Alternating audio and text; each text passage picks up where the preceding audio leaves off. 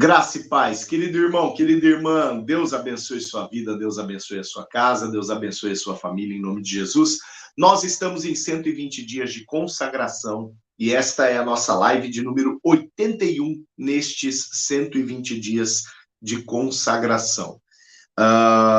Faltam 6 dias, contagem regressiva a partir de hoje, hein? Faltam 6 dias para nós encerrarmos o nosso propósito de 120 dias de consagração, para nós encerrarmos a leitura da palavra de Deus, para nós entregarmos juntos no culto das 19 horas do próximo domingo o nosso tempo de jejum ao Senhor. Então, não perca o culto do dia 3 de setembro, 19 horas, não perca por nada, tá bom? Vai ser um tempo festivo, abertura do ano do mês de aniversário da nossa igreja, né? Falei ano, né? Vai ser um ano de aniversário mesmo, né? E nós vamos fazer celebrações alusivas ao centenário da Igreja Metodista Central em Presidente Prudente durante todo o ano. Vai ser de setembro a setembro, né? Setembro de 2023 a setembro de 2024, né? Então se prepare, aperta os cintos aí, porque vai ser um tempo precioso, né, que nós vamos vivenciar no decorrer, né, deste ano 100 da Igreja Metodista Central em Presidente Prudente, né? Mas nesse domingo especialmente nós vamos entregar o nosso tempo de jejum, né, os nossos 120 dias de consagração, nós vamos entregar no culto das 19 horas, num momento celebrativo, selando, né, a nossa caminhada com o Senhor, o nosso tempo de consagração, com o ato da ceia do Senhor também, e dando abertura às comemorações do centenário da nossa Igreja Metodista Central em Presidente Prudente. Leva a gente, convida pessoas, né, para todo esse mês de setembro, que nós vamos ter programações especiais, né, vale muito a pena você fazer esse esforço aí e estar com a gente, tá bom? Querido, querida, deixa eu passar alguns detalhes para você. Hoje eu não estou ao vivo aqui, tá? Você está assistindo uma transmissão que, na verdade, foi uma gravação que eu fiz na parte da tarde desta segunda-feira, por conta de um compromisso previamente assumido também num horário aí que poderia se chocar com a live, né? Então, para não correr os riscos, eu fiz a gravação mais cedo, mas vocês estão assistindo aí simultaneamente essa transmissão neste momento. De repente, se você tiver algum motivo de oração, né, você pode colocar o seu motivo de oração aí no bate-papo, e no momento, assim que a gente, né, tiver acesso aí ao bate-papo, que o YouTube terminar de processar o vídeo após a transmissão, né, aí nós vamos voltar a este bate-papo, coletar todos os motivos de oração, né, e entregar para o Ministério de Intercessão, para que a gente possa estar em intercessão pelo seu motivo de oração especificamente, tá bom? Se você não tiver um motivo de oração, mas tiver um testemunho de algo que você já pediu, algo que Deus já fez, compartilha aí também, tá bom? Porque o seu testemunho também é tão importante quanto o teu motivo de oração, tá bom? Então, nós vamos ter o nosso tempo de reflexão daqui a pouquinho, né? Depois do momento de reflexão, nós vamos ter um tempo de oração, mas como nós não estamos ao vivo, então eu não vou ter acesso aos motivos de oração que você colocar aqui no bate-papo do YouTube, tá certo? Mas vamos ter acesso a esses pedidos depois que o YouTube terminar de processar, né, a transmissão, e aí nós vamos poder coletar todos os motivos de oração e entregarmos esses motivos para o Ministério de Intercessão. Deixa eu só pegar meu papelzinho que caiu aqui. Muito bom. Queridos e queridas, leituras do final de semana, nós estamos avançando na leitura de 2 Coríntios, né? 2 Coríntios, lemos 2 Coríntios, capítulos de 2 a 13, né? E aí já encerramos também a segunda carta de Paulo aos Coríntios. Lemos Atos, capítulo 20, e abrimos, isso no sábado, hein? E abrimos Romanos, lendo o capítulo 1º da carta de Paulo aos Romanos. O domingo foi dedicado à carta aos Romanos, né? Domingo ontem, dia 27 de agosto, nós lemos Romanos de 2 a 10, e hoje, segunda-feira, 28 de agosto, a nossa leitura foi Romanos de 11 a 16, portanto, encerrando também a carta aos Romanos, e Atos, capítulos 21 a 23. Atos a gente termina amanhã, né? Então, queridos, estamos avançando já na reta final da leitura da nossa Bíblia. Se você está em ordem com a leitura da Bíblia, você já leu 1118 capítulos da tua Bíblia. Louvado seja Deus por isso. Está acabando, falta bem pouquinho, né? E domingo a gente encerra a leitura, domingo a gente encerra o nosso tempo de consagração, nosso tempo de jejum, né? E abrimos aí o mês de aniversário da igreja. Espero que esse período, querido, de consagração, ele tenha te deixado mais sensível à vontade de Deus, tenha te deixado mais sensível para perceber Deus falando, né? E pronta para ser movido por Deus, ser movida por Deus na autoridade com a qual ele reveste aqueles que são seus, aquelas que são suas. Amém? Louvado seja Deus. Querido, querida, hoje, como eu não tenho como interagir com você aqui no bate-papo, né? Então, nós vamos avançar já para o nosso momento de reflexão.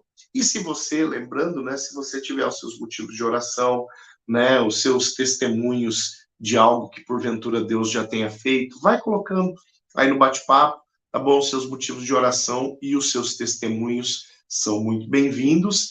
E de repente você solta um boa noite aí, eu não consigo colocar o teu boa noite na tela, mas pode interagir com os irmãos que estão no bate-papo aí, tá bom? Pode interagir, deve, né, interagir uns com os outros aí nesse tempo precioso, tá bom? Mas vamos para o nosso momento de reflexão desde já.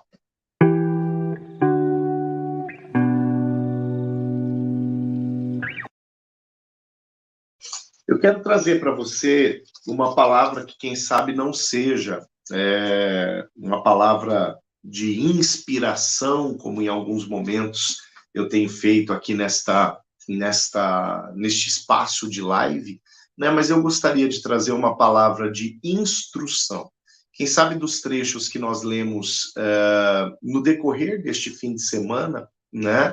Lendo 2 Coríntios, lendo Atos dos Apóstolos, lendo Romanos, quem sabe dos trechos que nós lemos, um trecho extremamente contextual à realidade dos nossos dias, para que a gente saiba lidar com algumas coisas que têm sido normalizadas no meio da sociedade, né? Algumas coisas que têm sido classificadas como consequências da modernidade, mas que no fundo, em conformidade com a palavra de Deus, continuam sendo pecados e assim permanecerão sendo, né? A palavra do Senhor permanece para sempre, assim como o Senhor permanece para sempre.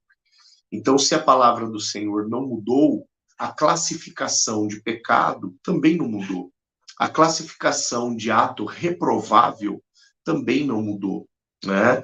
E por mais que o tempo passe e pessoas e ideologias e movimentos tentem mudar o comportamento social, mudar o conceito de pessoas, fazendo com que pessoas aceitem coisas que outrora eram inaceitáveis a outras sociedades, para um povo que se move pela palavra do Senhor, aquilo que sempre não foi aceito pela palavra deve continuar não sendo aceito pela palavra. Nós não negociamos princípios, nós não podemos negociar valores, né? Mas princípios são princípios da sociedade, princípios são princípios de povos, são princípios culturais. Ok, se a forma de pensar for esta, então nós temos uma cultura que é a cultura bíblica, né? E os princípios da cultura que nós seguimos e pela qual nós nos movemos continua antevendo algumas coisas como pecado, continua classificando algumas coisas como pecado. Ontem, na palavra que eu ministrei, se não me engano, na parte da manhã, se não me engano, foi cedo que eu disse isso, eu mencionei que a sociedade tem facilidade de classificar como qualidade aquilo que, na verdade, é a nossa obrigação, né? E eu dei alguns exemplos ontem dizendo, fulano é honesto, né? Então a qualidade dele é que ele é honesto, né? Não, honestidade não é qualidade, honestidade é obrigação. A fulana é fiel com a sua esposa, então ele tem essa qualidade, né, de ser fiel à esposa. Não, fidelidade conjugal não é qualidade, fidelidade conjugal é obrigação, né? A fulana, ele trata bem os seus filhos, ele cuida dos filhos, ele sustenta os filhos, ele tem essa qualidade. Não, isso não é qualidade, isso é obrigação. Né? Fulano é honesto no trabalho, é honesto nos negócios, né? Ele não passa ninguém para trás, então ele tem essa qualidade. Não, isso não é qualidade, isso é obrigação. Né? E quando a gente classifica por qualidade aquilo que é obrigação, nós estamos descendo demais a medida, descendo demais a régua, né?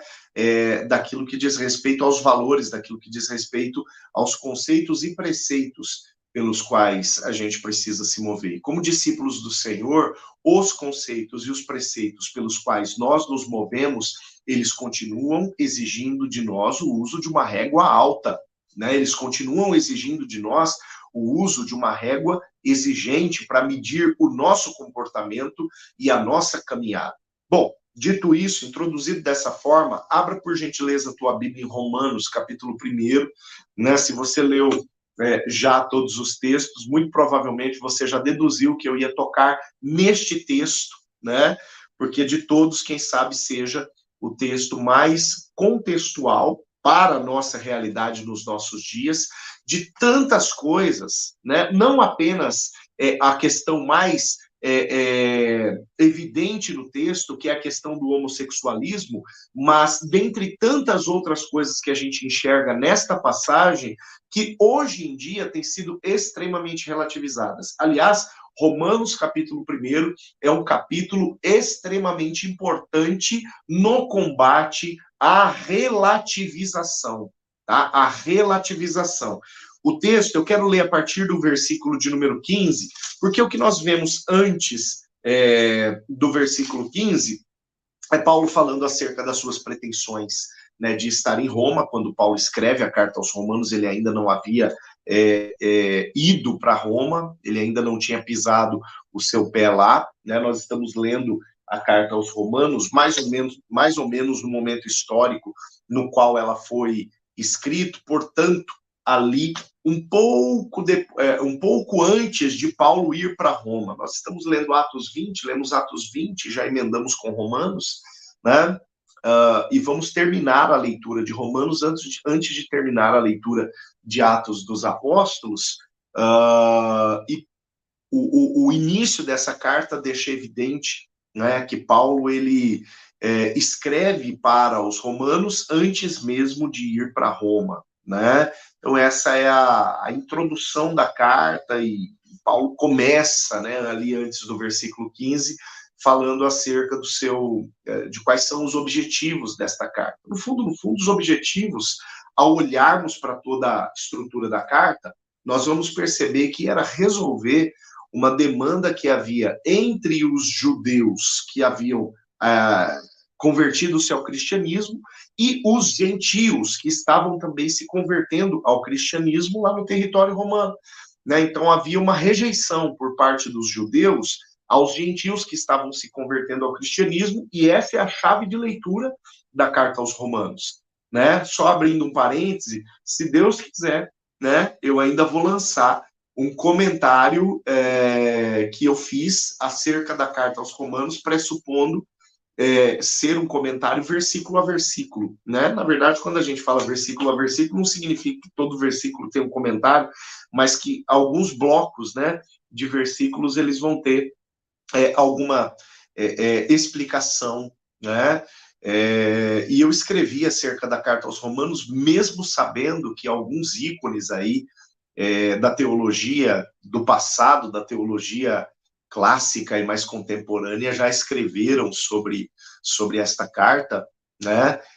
Mas ainda assim, né, eu resolvi botar a cara a tapa para também escrever algo, quem sabe de uma forma um pouco menos acadêmica, embora escrevi, né, pensando na academia, mas de uma forma um pouco menos acadêmica, de maneira um pouco mais devocional, né, tentando esclarecer mesmo o contexto e aquilo que é o conteúdo desta palavra, né, e algo que me motivou a escrever, né, e até mesmo a lecionar enquanto escrevia, lecionar um curso especial sobre a Carta aos Romanos e um dos seminários que eu dava aula até o ano passado, né? Os irmãos, as irmãs sabem que eu resolvi abandonar a academia, né? Deixei a academia justamente para me atentar somente ao ministério novamente. Mas quando eu resolvi escrever sobre a Carta aos Romanos e lecionar um curso especial para uma turma de 2 semestres acerca da Carta aos Romanos, o que me motivou exatamente a isso foi este capítulo 1º, né? Que, como eu digo, é uma denúncia à relativização de conceitos imutáveis, de conceitos que são intocáveis e irretocáveis na palavra do Senhor. A partir do verso 15, eu quero hoje, quem sabe, até mesmo ser expositivo, no sentido de ler alguns blocos de texto e comentá-los para você, ok? E eu não estou usando o meu esboço, eu estou usando, não estou usando o material que eu escrevi, não. Estou usando a minha Bíblia riscadinha e grifadinha do jeito que está inteira até agora, né? Todos os textos pelos quais nós passamos já está riscado, grifado, comentado, né?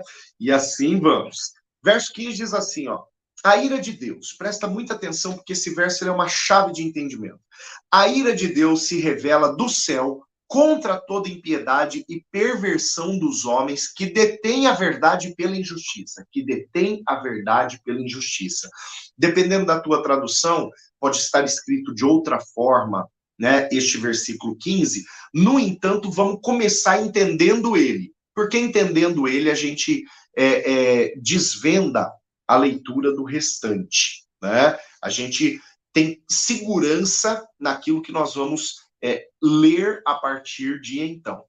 Quando Paulo fala acerca da perversão dos homens que detêm a verdade pela injustiça, na verdade, Paulo está querendo dizer assim, ó, ou que ele está pontuando aqui para nós é o seguinte, que existem homens, existem pessoas que resistem à verdade, escolhem resistir à verdade por preferência àquilo que é injustificável, né? Então, Paulo está falando, ó, existe gente que prefere aquilo que é injustificável, aquilo que não encontra fundamento na justiça de Deus, prefere isso, o infundamentado, a despeito da verdade. Abre mão da verdade bíblica porque preferiu aquilo que é injustificável, né? Agora o verso 15 fala qual é o resultado disso. O resultado é o seguinte, ó, verso 15 no comecinho, ó, a ira de Deus se revela do céu contra toda impiedade e perversão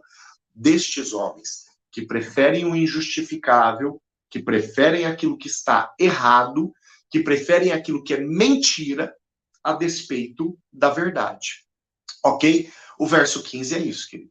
A compreensão do verso 15, quem sabe numa Bíblia com uma tradução contemporânea, né, numa NTLH, nova tradução linguagem de hoje, né, numa NVT, nova versão transformadora, enfim, em Bíblias com uma linguagem um pouco mais contemporânea, esse versículo ele seja um pouco mais fácil de compreender. Mas eu estou lendo aqui uma revista atualizada, né? Na revista atualizada, na revista corrigida, na corrigida e fiel, né? Geralmente esses textos um pouco mais difíceis, eles carecem de uma explicação, né? Eles carecem de uma da gente parar um pouquinho nele para poder entender o que a palavra está falando. Então, para todos os efeitos, o verso 15 é a chave de entendimento de que Paulo está fazendo uma denúncia à relativização daquilo que é absoluto, né? Paulo vai fazer uma denúncia da relativização daquilo que é absoluto.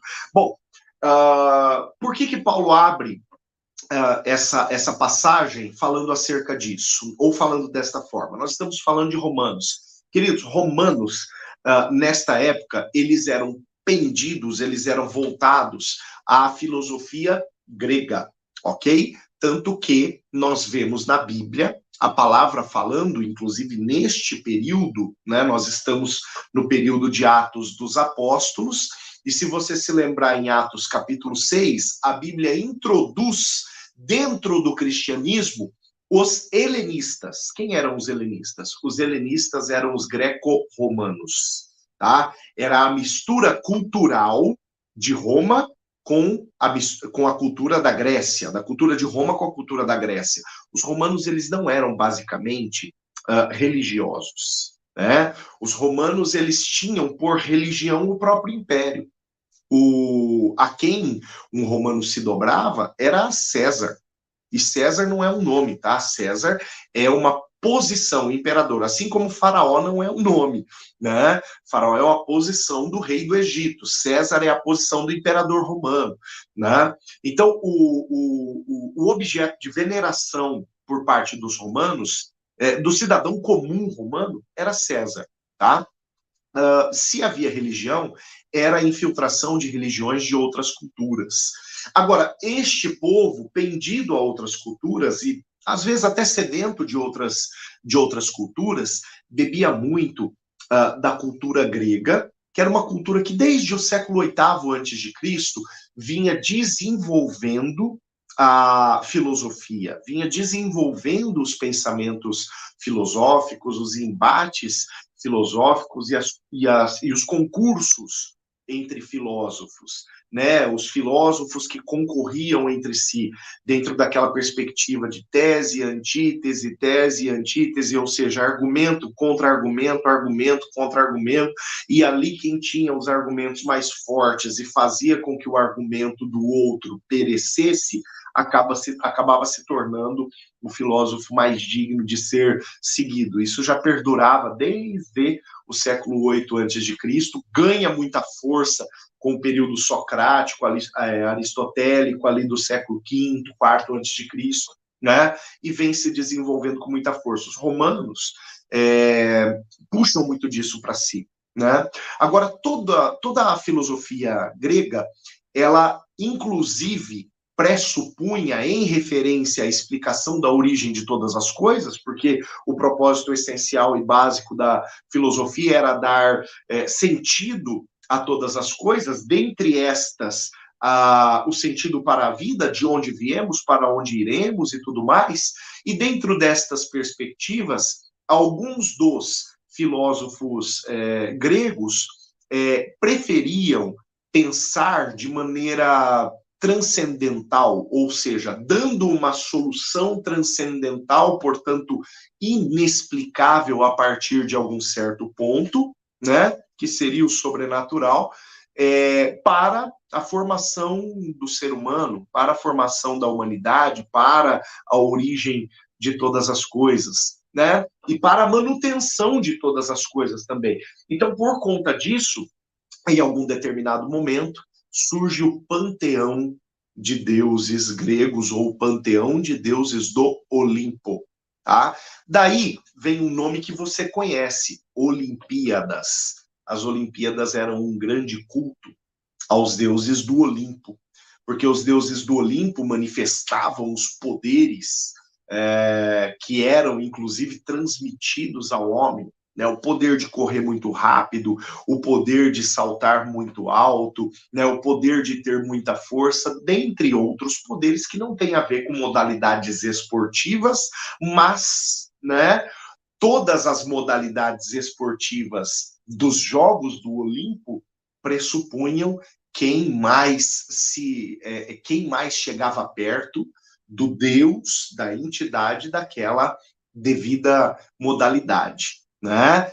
Então, aquilo que Paulo vai passar a falar a partir do verso 15 até o final do capítulo 1, pressupõe que os romanos eles estavam entregues, muitos deles estavam entregues a este pensamento, até mesmo que conotava idolatria, uma vez que a palavra do Senhor já havia chegado a estes cristãos de Roma, já havia tido um processo de conversão ali na cidade de Roma. No entanto, os hábitos anteriores, os hábitos antigos, voltados ao culto, ao panteão de deuses do Olimpo, continuava ali meio que assaltando a mente, o coração de algumas pessoas. Então, não à toa, Paulo ele vai fazer uma severa reprovação dentro deste trecho aqui, a relativização da fé, em detrimento às realidades idólatras que muitas vezes estas pessoas ali de Roma acabavam vivenciando. Então, Paulo tem essas duas denúncias muito severas daqui por diante. Continua a leitura comigo, verso 19. Eu falei verso 15, queridos, é verso 18, tá? Eu falei 15, mas eu li o 18. Justamente porque eu fiz uma bolinha em volta aqui, apagou não, risquei uma parte aqui. Mas eu comecei lendo o 18, expliquei o 18 para você até agora, vamos para o 19. 19 diz assim: porquanto que o que de Deus se pode conhecer é manifesto entre eles, porque Deus se manifestou. Né? Então, a relativização, ela pode ser combatida conhecendo Deus. Acho que eu falei acerca disso ontem, né? Falei isso de manhã, ontem, domingo, na celebração da manhã, né? Que aquilo que nos diferencia de uma condição de escravidão e meros cumpridores de regras para a condição de amigos de Jesus é o conhecimento que nós temos de Jesus. João capítulo 15, versículo 15, já não vos chamo de servos, mas vos chamo de amigos, porque o servo não sabe o que o seu Senhor faz. E eu tenho dado a vocês conhecer tudo que o Pai me revelou. Jesus fala ali em João 15, 15. Então, o que diferencia, né, o escravo do amigo é o conhecimento que nós temos da parte do Senhor. E aqui Paulo fala neste verso 19, tudo que é necessário, tudo que de Deus é possível ser conhecido, Deus revelou e Deus manifestou aos homens, tá? Paulo está falando isso para os romanos. Verso 20. Porque os atributos invisíveis de Deus, assim como seu eterno poder, como também a sua própria divindade, claramente se reconhecem. Ontem à noite falamos acerca disso, tá? Sobre reconhecer o Senhor. Claramente se reconhecem desde o princípio do mundo, sendo percebidos por meio das coisas que foram criadas. Tais homens são, por isso, indesculpáveis. Olha só, lembra que ontem eu falei que só duas dimensões espirituais reconhecem o Senhor e não o adoram: os demônios e os hipócritas, né? Porque aos discípulos, ou seja, aqueles que reconhecem ao Senhor e o seguem, é comum, é peculiar reconhecê-lo e adorá-lo. Se eu reconheço e não adoro, eu sou um hipócrita ou estou dando lugar demais para o demônio, né? Falei acerca disso ontem à noite. Agora, há também uma condição de ignorância, né? Agora, os ignorantes não reconhecem o Senhor, tá? Então, estes não adoram porque não reconhecem. Agora, aqueles que reconhecem, ou adoram, ou são movidos por demônios, ou são hipócritas. Não existe outra condição. Não que a palavra nos dê. Não que a palavra nos dê. Ok? Continua a leitura comigo, eu vou desenvolver um pouco mais acerca disso. Verso de número 21. Porquanto, tendo conhecimento de Deus, não o glorificaram como Deus, nem lhe deram graças. Antes se tornaram nulos nos seus próprios raciocínios. Aqui a palavra está falando dos hipócritas, então, né? Obscurecendo-lhes o coração insensato. Né? Então, um coração insensato. Foram capazes de perceber Deus, mas acabaram se voltando para aquilo que os agradava mais. Aquilo que os agradava mais. Lembre-se que a palavra está falando acerca daqueles que detêm a verdade pela injustiça. Verso 18. Tá? Aqueles que tem preferência por aquilo que é injusto, por aquilo que é reprovável, e por conta disso detém, refreiam a verdade. Ok? Continue a leitura, verso 22. Inculcando-se por sábio, tornaram-se loucos. Mais uma vez, os hipócritas estão sendo identificados aqui. Verso 23. E mudaram a glória do Deus incorruptível em semelhança da imagem de homem corruptível. Está aqui a chave de relativização, né? Porque aquilo que o homem faz é perecível. Aquilo que Deus faz durará eternamente, a própria palavra diz isso. Então, o que Deus faz não é perecível, não é mutável, não é relativo, mas vai permanecer para sempre. A própria palavra está deixando isto claro. Paulo só está preparando o terreno para aquilo que ele vai começar. Tá? Então, ele está preparando o terreno aqui, tá bom? Aí ele diz o seguinte, ó, mudaram a glória de Deus, né? Nós estamos no 23. Mudaram a glória de Deus incorruptível em semelhança da imagem de homem, corruptível, bem como de aves, quadrúpedes e répteis. Ou seja, transformaram Deus em qualquer espécie de mortal, né? Transformaram a palavra de Deus em qualquer filosofia, pensamento ou conceito que é perecível por nascer em um ambiente perecível, né? Então, a primeira coisa, mistura Deus com o povo, né, para tornar Deus tão comum quanto o povo. Misture a palavra de Deus com a palavra do povo para tornar a palavra de Deus tão comum como a palavra de homens, tá? É essa denúncia que Paulo está fazendo. Agora começam as broncas, verso de número 24. Por isso, Deus entregou tais homens à imundícia, né? Então, agora a palavra está falando do processo de hipocrisia tornando-se um processo de pecado. Começa lá na hipocrisia. Não, eu fico nas minhas preferências e tudo mais. Transformando-se em um processo de pecado. Aqui, querido, tem um alerta extremamente importante para nós, né? A fé dos preferencialismos vai abrir portas.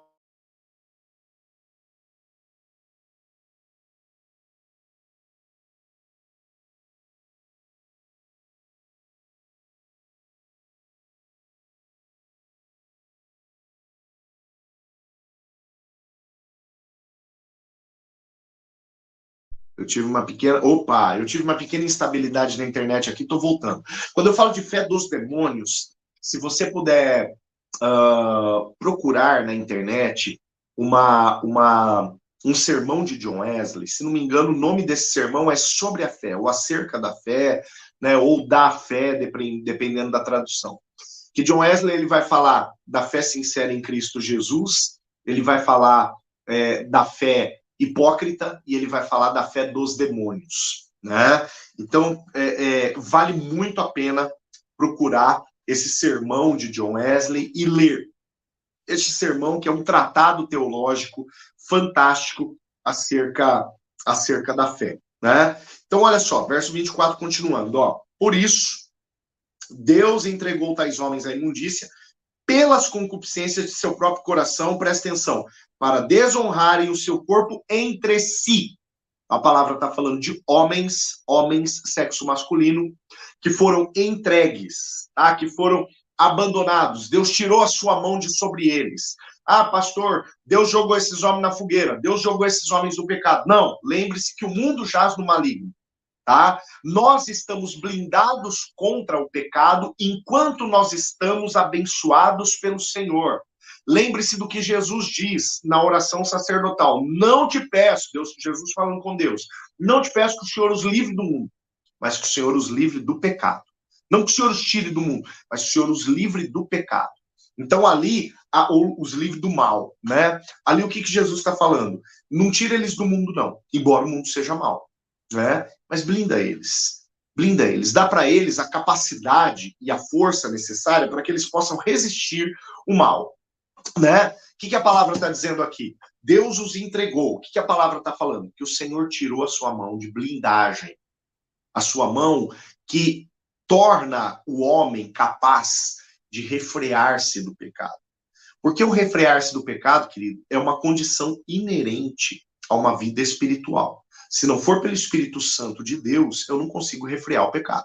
Se não for pelo Espírito Santo de Deus, eu vou pender a carne. E Paulo vai falar disso aqui na carta aos Romanos um pouquinho para frente, quando ele fala que o pendor humano é para a carne. Agora, como que eu mato a carne? Como que eu mato esse pendor humano? Fortalecendo o Espírito. Né? Eu me encho do Espírito para matar o meu pendor à carne. Eu me encho do Espírito para subjugar a minha carne. Né? Então, a partir do momento que o Espírito não está sobre alguma pessoa, o que vai acontecer? Vai ficar vulnerável à carne. É da vulnerabilidade da carne que esse texto está falando. Um leitor desonesto poderia falar, Deus jogou algumas pessoas no pecado. Ou até mesmo, né, Deus predestinou algumas pessoas ao pecado. Bobagem, querido, bobagem. A palavra não pressupõe isso daqui.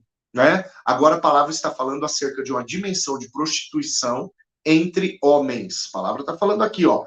Deus entregou tais homens à imundícia pelas concupiscências de seu próprio coração, né? Ou seja, pelos desejos do seu próprio coração, para desonrarem o seu corpo entre si, entre homens, tá bom?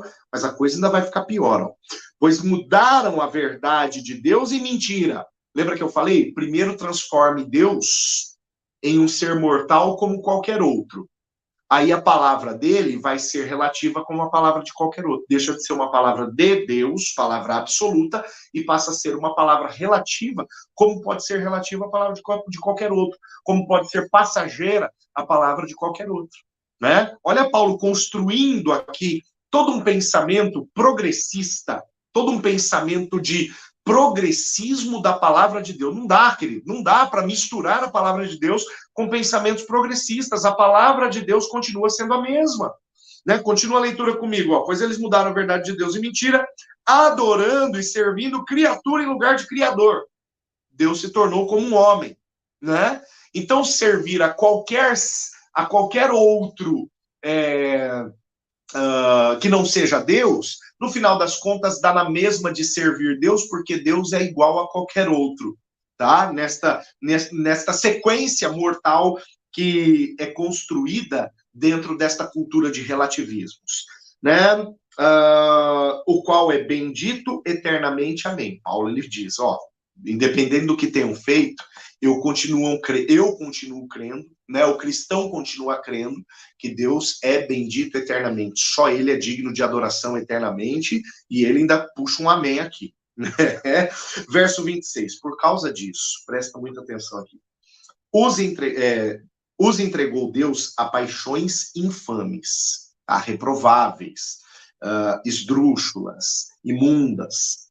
Porque até as mulheres, antes o rolo era para os homens, né? Até as mulheres mudaram o modo natural de suas relações íntimas por outro modo, contrário à natureza, né? Contrário à anatomia, contrário à ciência.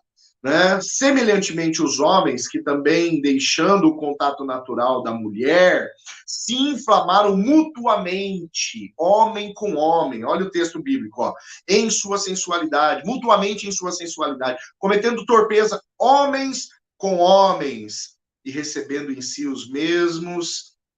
em si mesmos, a merecida punição de seu erro. Então, olha só. Alguém poderia dizer o seguinte: toda forma de amor é válida. Então, vamos lá. Vamos voltar à origem do amor. O amor verdadeiro denuncia aquilo que está errado.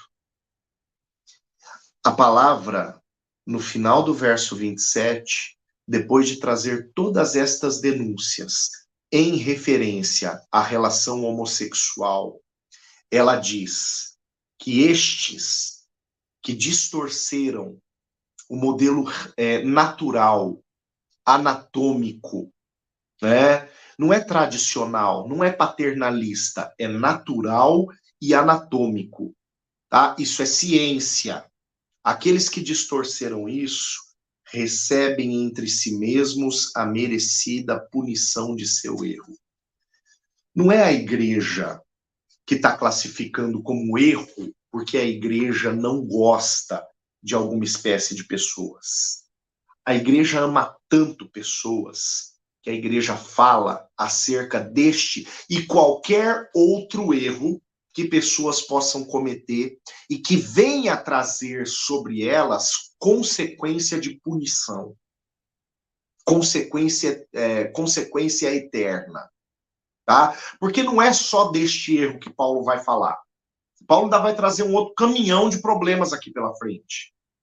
Mas nós não podemos abrir mão, em nome de filosofias, em nome de ideologias, em nome de paixões da carne, não podemos abrir mão daquilo que a Bíblia fala que é erro passível de punição.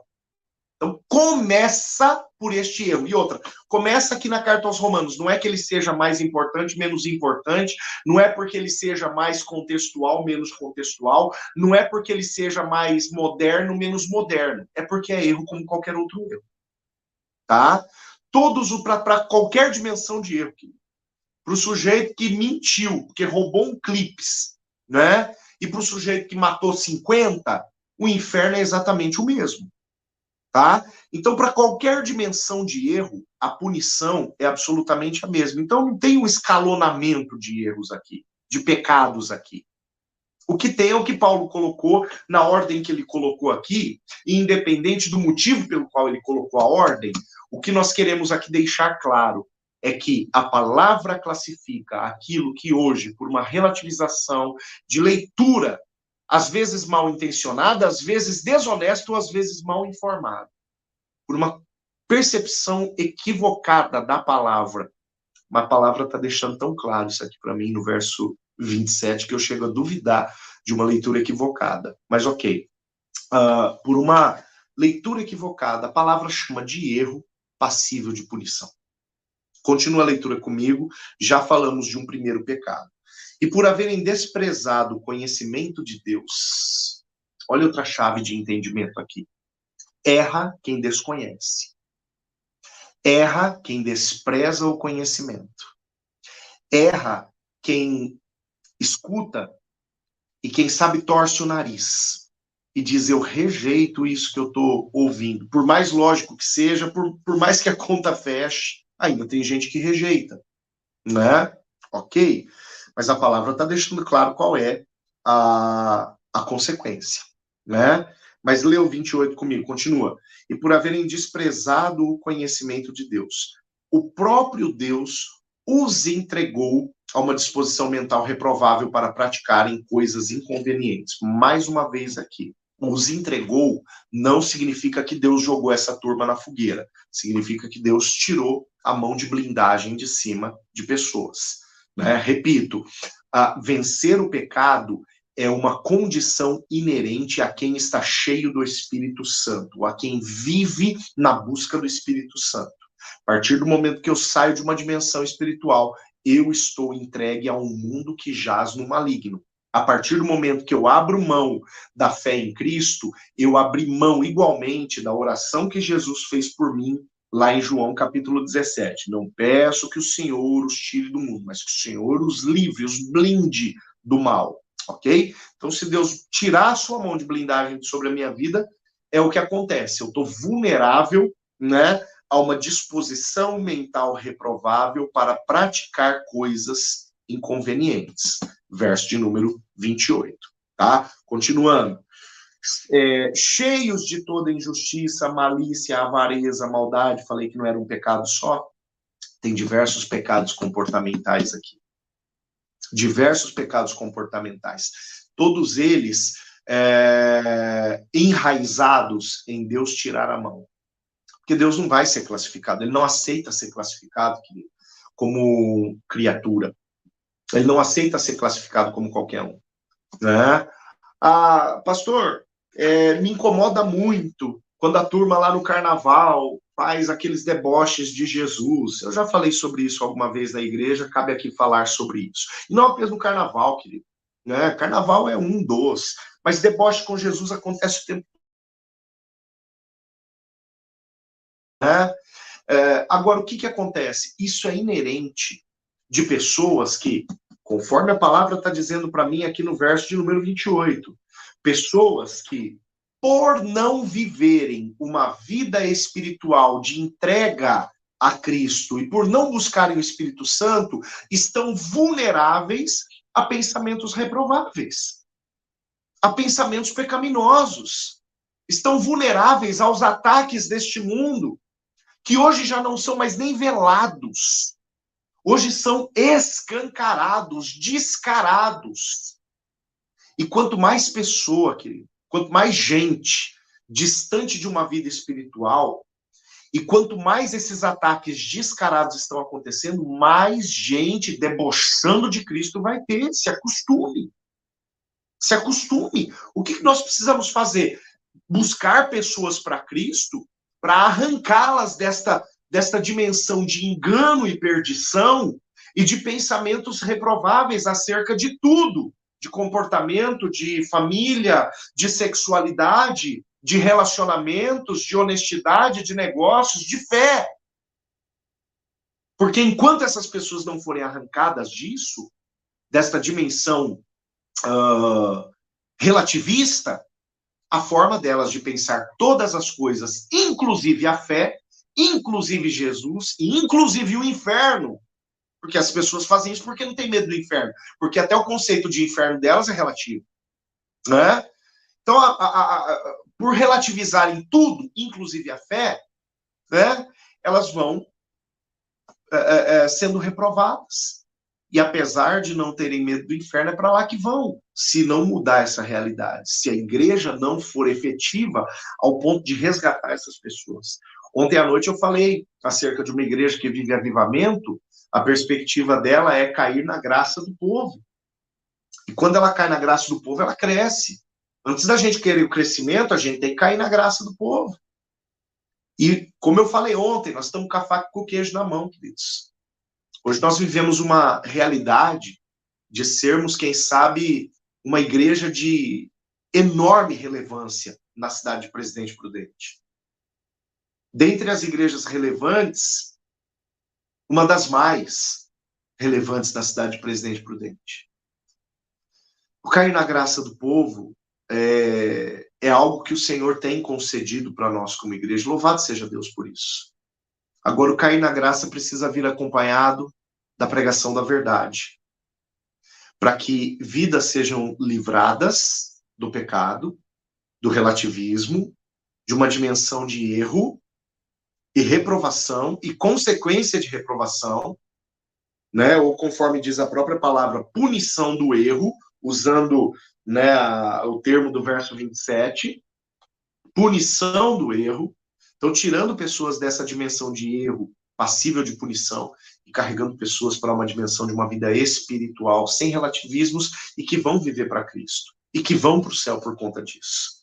Né? Continua a leitura comigo, verso 29, mais uma vez: injustiça, malícia, avareza, maldade, possuídos de inveja, homicídio, contenda, dolo, né, culpa intencional, malignidade, sendo difamadores, caluniadores, aborrecidos de Deus, né, a turminha do carnaval que bate no personagem de Jesus, né, insolentes, soberbos, presunçosos, inventores de males, né, a invenção, né, queridos, a criatividade para inventar jeito de pecar, eu já tenho denunciado isso lá na igreja há algum tempo, desobedientes aos pais, o que é mandamento, né, obedecer aos pais, honrar os pais, insensatos, pérfidos, que cometem perfídia, sem afeição natural. Mais uma vez, Paulo volta lá naquele que é o primeiro pecado que ele coloca, o homossexualismo, né? Primeiro, mais uma vez, sem uma ordem de escala, né? Mas o primeiro nesta ordem que ele colocou aqui, sem afeição natural, sem misericórdia. Agora preste atenção no verso 32. Eu não vou explicar essa lista inteira, tá, queridos? Né? Senão, eu não precisaria de uma live, eu precisaria de uma semana para conversar sobre isso aqui com você. Né? São 3, 4 versículos cheios né, de termos pecaminosos. Agora, olha o verso 32. Ora, conhecendo eles a sentença de Deus, de que são passíveis de morte os que tais coisas praticam, passíveis de morte os que tais coisas praticam. Não leia o verso 27 divorciado do verso 32. O verso 27 ele fala de punição do seu erro, tá? Para que não fique nebulosa a informação de que padrão de punição é esse, a palavra lá no verso de número 32 está falando que padrão de punição é. A palavra está dizendo, não é chibatada, não. Não é ser banido, não. Tá? É punição eterna. A palavra está falando passíveis de morte. O morte aqui não é morte, pum, fuzilamento. Tá? Como Che Guevara matava homossexuais. Né? Não é morte, não é punição temporal. Como, por exemplo, onde que foi agora? Na Venezuela, né?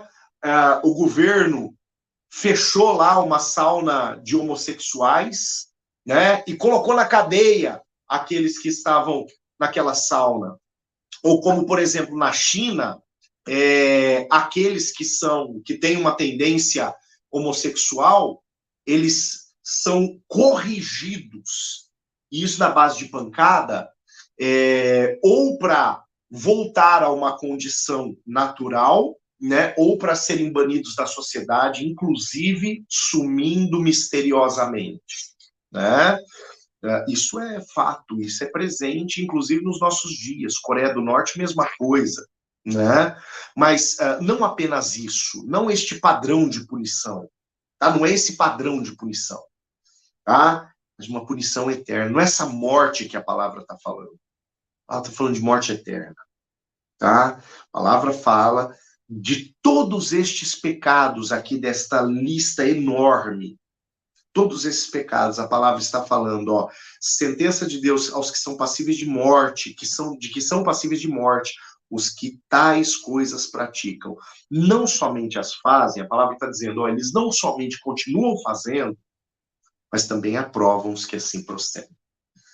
Então, Paulo está deixando claro aqui, queridos, que lá no meio da igreja de Roma, né, ou infiltrando-se na igreja de Roma, existiam pessoas que estavam relativizando a fé, existiam pessoas que estavam induzindo outros e aprovando outros dentro de uma dimensão de uma fé caída. Mas tanto no verso 27, quanto no verso 32, a palavra deixa claro que estes pecados, assim como qualquer dimensão de pecado, como eu disse, o inferno para aquele que cometeu um delito considerado pequeno pela lei, assim como para aquele que matou 50, é o mesmo. O inferno é o mesmo. O inferno é o mesmo, o destino é o mesmo. Paulo, para deixar claro de que a punição que ele fala no verso 27 não é uma punição qualquer, mas uma punição eterna, ele escreve o verso 32, inclusive como um alerta, deixando claro que, ainda assim, ainda havendo clareza de erro, haveria pessoas que não somente continuariam na prática do erro, seja ele qual for, mas que aprovariam, que seriam coniventes com outros que permaneceriam na prática do erro, na prática do pecado. E prática de pecado é passível de morte. A gente leu, não custa reler, em Romanos capítulo 6, no verso de número 23. A palavra diz, porque o salário do pecado é a morte, mas o dom gratuito de Deus é a vida eterna em Cristo Jesus, o nosso Senhor. O salário do pecado é a morte. Mais uma vez, não a morte que alguns regimes condenam pessoas a viver, mas a morte eterna. A morte pior de todas. Aquela que conduz uma pessoa para uma eternidade de choro e ranger de dentes. A eternidade é real. A eternidade é real. A questão é, aonde eu vou vivê-la? Aonde eu vou passá-la? Aonde eu vou experimentá-la? Depende de como eu me portar nestes dias. Depende se eu vou me mover por aquilo que é absoluto, a palavra de um Deus absoluto, uma palavra que é absoluta, ou se eu vou me mover por aquilo que é relativo, relativizando Deus, tornando-o perecível como homens, como aves ou quadrúpedes, conforme Paulo disse aos Romanos, e tornando a sua palavra passível de questionamento, passível de indagações, buscando, quem sabe, atualizar a palavra, buscando, quem sabe, relativizar a palavra ao Deus fosse natural e não sobrenatural. Guarda essa palavra, querido, como uma palavra de instrução.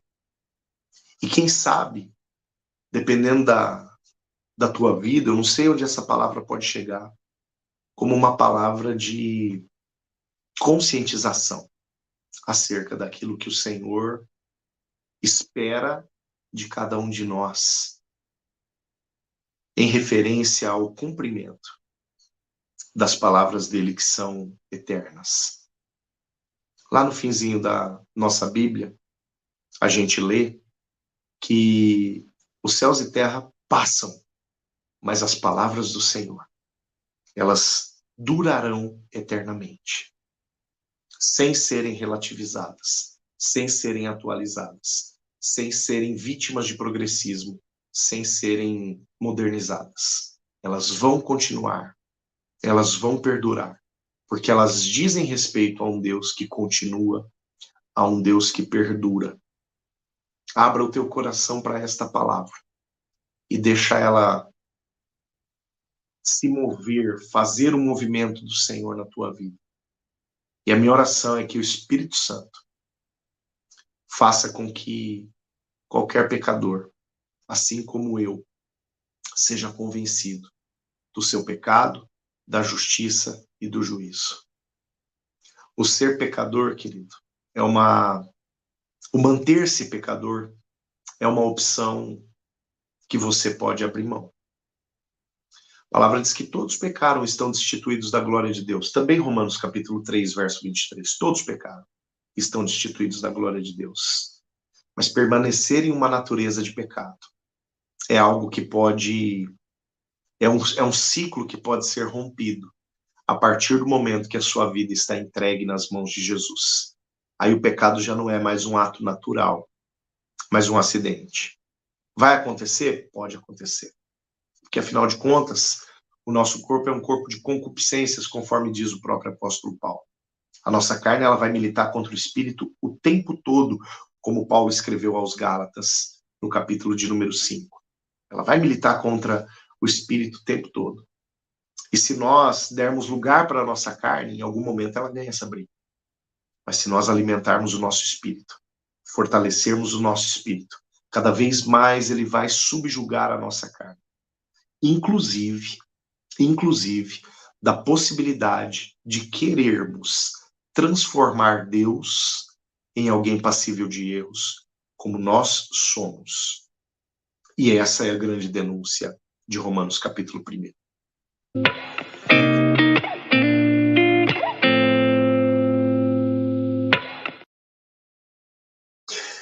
Eu quero te lembrar, querido, querida, que hoje nós não estamos ao vivo, né? Essa é uma gravação que eu fiz agora no período da tarde, por conta de outro compromisso assumido aí em um horário conflitante com o horário da live, mas você pode deixar os seus motivos de oração aqui no bate-papo, tá bom? Embora nós estejamos orando, né, pelos motivos fixos, né, arrependimento, quebrantamento e avivamento, eu quero muito orar em cima da palavra que eu acabei de ministrar nesse momento. Amém? Ore, continue orando pelos motivos fixos, mas eu quero orar nessa direção. Senhor, meu Deus, meu Pai, a Tua palavra, meu Deus, ela é tremenda, porque ela traz para nós as direções e as vontades que o Senhor tem a respeito de cada um de nós. Meu Deus, a tua palavra não quer que nenhum de nós, a tua palavra deixa claro que o Senhor não quer que nenhum de nós se perca, mas que todos, ó Deus, alcancemos ao menos a oportunidade de termos uma transformação na nossa vida e mudarmos, Deus, mudarmos o quadro da nossa história, mudarmos, ó Deus, o destino da nossa eternidade. E Deus, obrigado, porque a tua palavra, Senhor, ela traz para nós clareza, ela traz para nós, meu Deus, a revelação daquela que é a tua vontade. E a tua vontade, Senhor, a respeito de cada um de nós é boa, é agradável, é perfeita. Deus, em nome de Jesus, o Senhor trabalha acima das possibilidades. E quem sabe, Senhor, alguém a quem essa palavra chegar, duvida da sua capacidade de vencer qualquer dimensão de pecado, seja ela qual for. E Deus, não é o receio, não é o medo, meu Deus, da consequência do pecado que vai fazer com que nós vençamos o pecado. Não é, Senhor, a força de vontade que vai fazer com que nós vençamos o pecado, mas é o quanto nós estamos entregues nas tuas mãos que vai fazer que vençamos o pecado. Meu Deus, porque a tua palavra bem diz que a carne milita contra o espírito e o espírito milita contra a carne, porque eles são adversários entre si. Mas a tua palavra também deixa claro, Senhor, que se nós subjugarmos a nossa carne pelo teu espírito, Senhor, em ti nós seremos mais do que vencedores. Mais do que vencedores sobre o pecado, mais do que vencedores sobre as tentações, mais do que vencedores sobre aquilo que nos aflige, sobre o erro que nos cerca. Mais do que vencedores sobre toda a voz das trevas que tenta nos arrastar para um ambiente de perdição, para um ambiente de engano, inclusive o engano que diz que nós não somos capazes. Sim, há uma verdade nisso, nós em nós mesmos não somos capazes, mas não é por nós que nós lutamos esta luta, não é por nós que nós queremos vencer o pecado, não é por força e nem por poder, mas é pelo teu Espírito, Senhor, que nós cremos que podemos vencer o pecado e viver eternamente para o Senhor e com o Senhor. Por isso, Deus, eu te peço, se alguém, meu Deus, esta palavra chegar e houver, Senhor, um desejo de vencer o seu pecado, mas não houver força para isso, Pai, como o apóstolo Paulo teve a clareza de que o poder de Deus se aperfeiçoa na fraqueza, meu Deus, que esta clareza possa vir sobre a vida deste irmão, a vida desta irmã que me ouve neste momento. Não é por força, não é por poder, mas é na nossa fraqueza que o teu poder, meu Deus, faz toda a diferença que nós necessitamos. O teu poder faz todo o efeito que nós necessitamos. Em nome de Jesus, eu te peço, Espírito Santo de Deus, pela tua graça, pelo teu poder. Meu Deus, toma a vida daquele e daquela que tem o desejo de viver para ti e de viver uma eternidade ao teu lado. Espírito Santo de Deus, que vencer o pecado, Pai, seja um objetivo, mas que esse objetivo seja, Senhor, alcançado da maneira correta. Senhor, enchendo-se de ti, enchendo-se da tua palavra, enchendo-se da tua vontade. Se necessário for, Deus, e de fato isto é necessário, buscando ajuda, em nome de Jesus, faz com que este irmão, esta irmã, Senhor, que quer vencer o pecado, busque, Senhor, ajuda. E Deus fiel, em nome de Jesus, capacita a nós como igreja, para que possamos ajudar, auxiliar o teu filho, a tua filha, a vencer o pecado. E junto conosco, Senhor, triunfar, Senhor, na direção do céu. Nós te adoramos porque a tua palavra mesmo que nos diz que o Senhor é aquele que nos faz caminhar em lugares de triunfo. Pai, que em nome de Jesus, esta experiência, que para nós é uma convicção, possa tornar-se uma convicção para todo aquele a quem o Senhor permitir que esta palavra chegue. Eu oro agradecido e oro, Senhor, para que a vitória alcance esta vida, em nome de Jesus. Amém. Amém. Louvado seja o nome do Senhor. Querido, querida, eu não sei onde esse vídeo vai parar. Eu não sei quantos esse vídeo vai alcançar. Mas eu quero deixar claro para você que nós, como igreja, estamos dispostos a te auxiliar, estamos dispostos a te ajudar, a orar por você, a te orientar e a te conduzir, ajudar a vencer toda espécie de pecado. Nós não somos perfeitos, não somos perfeitos. No entanto, conhecemos um Deus perfeito, que nos incita e nos motiva a buscar a perfeição. E se você quer buscar a perfeição junto com a gente, nós estamos dispostos a caminhar contigo. Deus abençoe a sua vida, Deus abençoe aos amados e às amadas que já são da Igreja Metodista Central em Presidente Prudente e que participaram deste momento de transmissão. Hoje não é uma live, nós não estamos ao vivo, mas obrigado por você ter acompanhado esta transmissão até este momento. Deus abençoe a sua vida, Deus abençoe a sua casa. Amanhã, com a graça de Deus, às 21h30, nós estaremos ao vivo aqui no nosso canal de transmissões da Igreja Metodista Central em Presidente Prudente. Deus abençoe, um grande abraço e até amanhã, se Deus quiser.